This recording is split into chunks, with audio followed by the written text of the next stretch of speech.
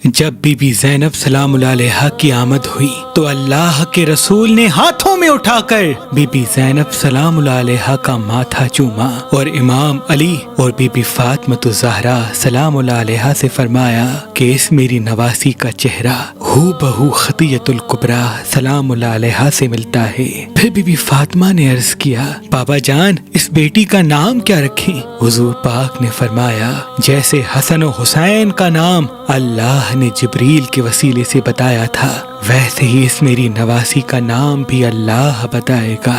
इतनी देर में जिब्रील अमीन नाजिल होते हैं और कहते हैं, या रसूल अल्लाह, अल्लाह का हुक्म है कि आप इस शहजादी का नाम ज़ैनब रखें। रसूल पाक ने बीबी ज़ैनब के चेहरे को देखा, आंखों को नम किया और शहजादी का नाम ज़ैनब रख दिया। ज़ैनब का मतलब अरबी जबान में बाप की जीनत है और अबरानी जबान में मुसीबतों का किबला। तारीख ने लिखा, रसूल अल्लाह अपनी नवासी बीबी ज़ैनब बिनते अली अलैहिस्सलाम से बेपनाह मोहब्बत किया करते। आप अक्सर अपनी इस नवासी के हाथों को चूमा करते, कलाइयों का बोसा लेते और माथे को चूम के गमज़दा होते।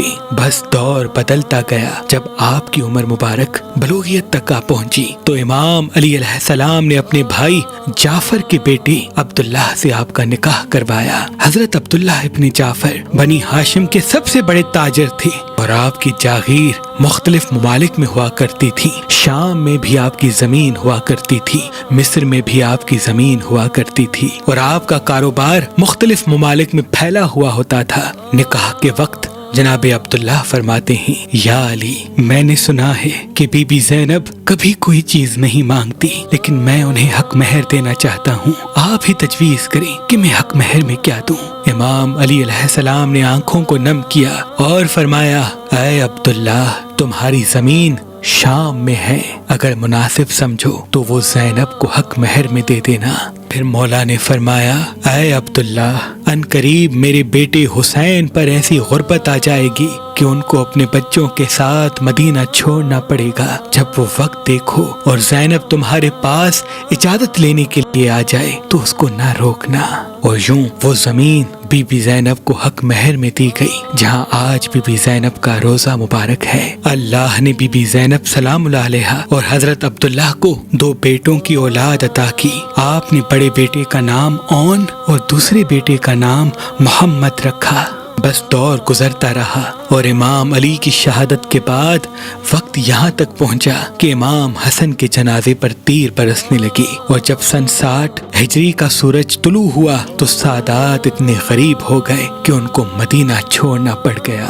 इमाम हुसैन ने जनाब अब्बास को तमाम बीबियों और जाने वालों के नाम लिखवाए। उनमें से 2 बीबियों के नाम नहीं थे। उनमें से एक बीबी बीबी सुगरा बिनते इमाम हुसैन थी और दूसरी बीबी बीबी ज़ैनब बिनते अली। जैसे ही बीबी ज़ैनब ने अपना नाम जाने वाली बीबियों में नहीं देखा तो दौड़ते हुए अपने शोहर हजरत अब्दुल्लाह के पास आई और फरमाने लगी, ऐ अब्दुल्लाह, मैंने आपसे कभी कुछ नहीं मांगा, लेकिन आज मेरा भाई बेवतन हो रहा है, मुझे इजाजत दो कि मैं भी अपने भाई के साथ चली जाऊं। जनाब अब्दुल्लाह ने कहा कि आपके बाबा ने मुझे पहले ही बता दिया था कि अनकरीब हुसैन मदीना छोड़ देगा और उस वक्त ज़ैनब को जरूर इजाजत देना। ऐ ज़ैनब, जा, तेरे बगैर करबला मुकम्मल नहीं। बस बीबी ज़ैनब जनाब अब्दुल्लाह से इजाजत लेके जैसे ही जाने वाले काफिले में शामिल होती है, बीबी सुगरा सलाम अलैहा इमाम हुसैन को लिपट के रोती है और फरमाती है, इस इतनी बड़ी हवेली में मैं अकेली कैसे रहूंगी। इमाम हुसैन ने बीबी सुगरा का माथा चूमा और फरमाया, ऐ मेरी बेटी सुगरा, तेरा चेहरा मेरी माँ फातिमा ज़हरा सलाम अलैहा से मिलता है और मैं नहीं चाहता कि मेरी माँ की हम शक्ल बीवी बाजारों में कैदी बन के जाए। आपको यहीं रहना होगा। बस ये काफिला चलता गया। जैसे ही मदीने से बाहर गया और मक्के के करीब पहुंचने लगा, इतने में आवाज आती है कि या हुसैन, रुकिए। जनाब अब्बास ने जैसे ही जनाब अब्दुल्लाह की आवाज सुनी तो दौड़ के जनाब अब्दुल्लाह के पास आते हैं। जनाब अब्दुल्लाह फरमाते हैं, मुझे ज़ैनब की अमारी तक लेके चलो। बीबी ज़ैनब ने जैसे ही जनाब अब्दुल्लाह को देखा तो रो के फरमाने लगी, ऐ अब्दुल्लाह, आज मुझे न रोकना वरना ज़ैनब आज यहीं मर जाएगी। जनाब अब्दुल्लाह ने फरमाया, اے زینب میں تجھے روکنے نہیں بلکہ اپنے 2 شہزادے تجھے دینے آیا ہوں. اگر میرے آقا حسین پہ کوئی برا وقت آ جائے تو ایک شہزادہ اون میری طرف سے حسین پہ قربان کرنا اور دوسرا شہزادہ محمد اپنی طرف سے حسین پہ قربان کرنا. اور یوں یہ 2 شہزادے قافلے میں شامل ہو گئے. بس یہ قافلہ مکے سے کربلا کی طرف جیسے آتا ہے تو سادات پہ سختیاں بڑھنے لگتی ہیں. اور جب 9 محرم کی رات آتی ہے تو ہر ماں اپنے بچے سے یہ وصیت کرتی ہے. کوئی بی بی علی اکبر کو وصیت کر رہی ہے, کوئی بی بی جناب قاسم کو وصیت کر رہی ہے, کوئی بی بی 6 ماہ کے معصوم علی اصغر کو وصیت کر رہی ہے کہ آپ سب کو کل بی بی فاطمہ زہرا سلام اللہ علیہا کے بیٹی کے قدموں پہ قربان ہونا ہے. اتنے میں جیسے ہی بی بی زینب کے خیمے سے امام کا گزر ہوا تو آپ نے سنا بی بی کے خیمے سے آواز آ رہی تھی کہ اے اون و محمد, تمہارے دادا جعفر تیار ہیں اور تمہارے نانا حیدر کرار. اے میرے بچوں, کل ایسے لڑنا کہ میدان ہل جائے اور امام حسین کو ذرا سی بھی تکلیف نہ ہونے پائے. بس صبح کا سورج طلوع ہوتا ہے, ہر کوئی شہادت کا جام پینے کے لیے میدان میں جاتا ہے. بی بی زینب بار بار دیکھتی ہیں کہ اون و محمد ابھی تک زندہ ہیں. بی بی فضا دست ادب کو جوڑ کے عرض کرتی ہیں, اے شہزادی, جب اون و محمد اپنے ماموں امام حسین کے پاس اجازت لینے کے لیے جاتے ہیں, امام حسین دونوں شہزادوں کے چہرے کو دیکھ کے انہیں اجازت نہیں دیتے. بی بی زینب نے امام حسین سے گزارش کی کہ اے میرے بھائی, ان دونوں بچوں کو اجازت دیجیے. اور جناب اون و محمد سے کہا, میری 2 وصیتیں ہیں. پہلی وصیت کہ عمر بن سعد نے ہم سادات پہ ظلم کیا ہے, میرے بھائی حسین کو تکلیف دی ہے.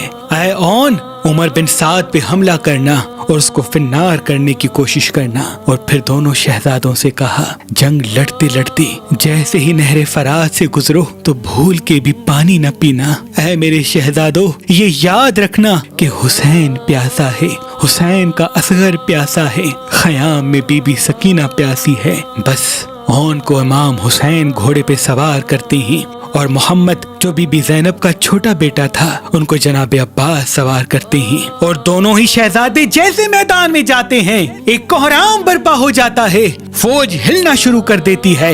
جناب اون ایسا حملہ کرتے ہیں کہ فوج کو چیر کے عمر بن سعد کے خیمے تک آ جاتے ہیں اور اپنا نیزہ خیمے میں مارتے ہیں. عمر بن سعد خیمے کو چھوڑ کے بھاگ جاتا ہے. تمام فوج شہزادے کو گھیر لیتی ہے اور وہاں معصوم محمد لشکر سے لڑتا رہتا ہے. بالآخر جیسے ہی عمر بن سعد خیمے سے بھاگتا ہے تو آپ خیمے سے باہر آ کے لشکر کو چیرتے ہوئے آگے بڑھتے ہیں. تاریخ نے لکھا 735 یزید کے سپاہیوں کو جناب اون نے فنار کیا. بس لشکر نے سوچا یہ علی کا نواسا ہے, اس کو شہید کرنا بہت مشکل ہے. اتنے میں کوئی آواز دیتا ہے کہ خیام سے آپ کی ماں آپ کو بلا رہی ہے. جیسے ہی جناب اون نے خیمے کی طرف دیکھا تو پیچھے سے سر پہ کوئی گرز مارتا ہے, کمر میں کوئی نیزہ مارتا ہے.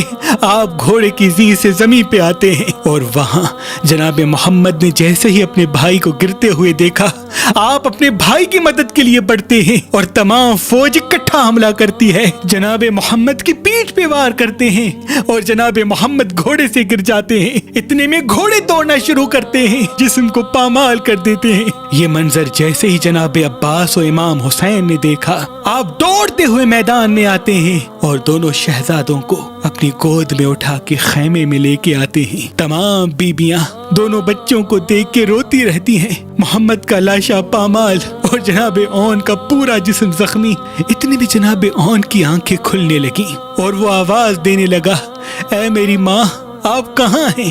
بیبیوں نے ادھر ادھر دیکھا, بی بی زینب کو نہ پایا. امام حسین نے کہا, زینب کو بلاؤ. جیسے ہی بی بی فضا بی بی زینب کے خیمے میں جاتی ہے, آپ شکر کا سجدہ فرما رہی تھی اور اللہ سے کہہ رہی تھی, اے میرے اللہ, میرے دونوں بچوں کو میں نے اپنے حسین پہ قربان کر دیا, ان کی قربانی قبول کرنا. بی بی فضا شہزادی کے قریب آ کے عرض کرتی ہیں کہ اے شہزادی, دونوں شہزادوں کے جسم خیموں میں آ چکے ہیں. اون اپنی آخری سانسیں لے رہا ہے اور آپ کو یاد کر رہا ہے. بی بی زینب جیسے ہی جناب اون کے سر کو اپنی گود میں رکھتی ہیں, جناب اون اپنی آنکھیں کھولتے ہیں. بی بی زینب نے جناب اون اور محمد کا ماتھا چوما اور یوں دونوں بچے اپنے مالک حقیقی سے جا ملتے ہیں. تاریخ نے لکھا امام حسین کی شہادت کے بعد جب خیام جلنے لگے، ساری بیبیاں اپنے وارثوں کو رو رہی تھیں۔ 2 لاش زمین کربلا پہ ایسے ہی پڑے تھے۔ شمر ہنس ہنس کے کہنے لگا، اے سجاد، کیا ان 2 شہزادوں کی ماں مر چکی ہے کہ کوئی بھی ان کی لاش پہ نہیں روتا؟ اتنے میں بی بی زینب جو امام حسین کی لاش پہ بیٹھے ہوئے رو رہی تھی، وہ اللہ سے التجا کرتی ہیں کہ کاش ان کی ماں مر جاتی اور یہ منظر نہ دیکھتی۔ بی بی زینب پورے سفر میں امام حسین کو روتی رہی، کبھی بھی اپنے بچوں کو یاد نہ کیا۔ بالآخر جب یہ قافلہ 2.5 سال کی قید کے بعد رہا ہوا مدینے پہنچا تو بی بی زینب جیسے ہی اپنے گھر آتی ہے تو چیخ کے رونے لگتی ہے۔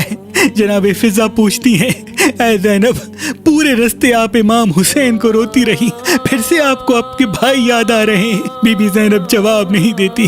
جناب فضہ نے کہا، کیا علی اکبر یاد آ رہا ہے؟ بی بی زینب جواب نہیں دیتی، بس آپ چلتے چلتے ایک حجرے میں جاتی ہیں جہاں چھوٹے سے مسلے رکھے ہوتے ہیں۔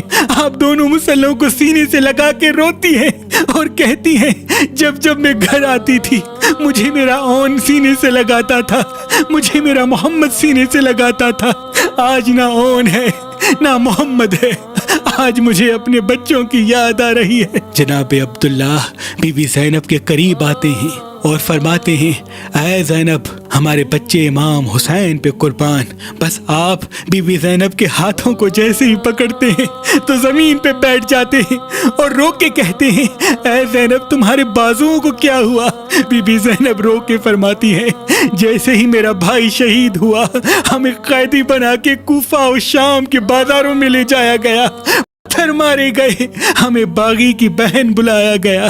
اے عبداللہ، ہم پہ اتنے ستم ہوئے جو اگر سفید دنوں پر ہوتے تو کالی راتیں بن جاتی، اگر کالی راتوں پر ہوتے تو سفید دن بن جاتے۔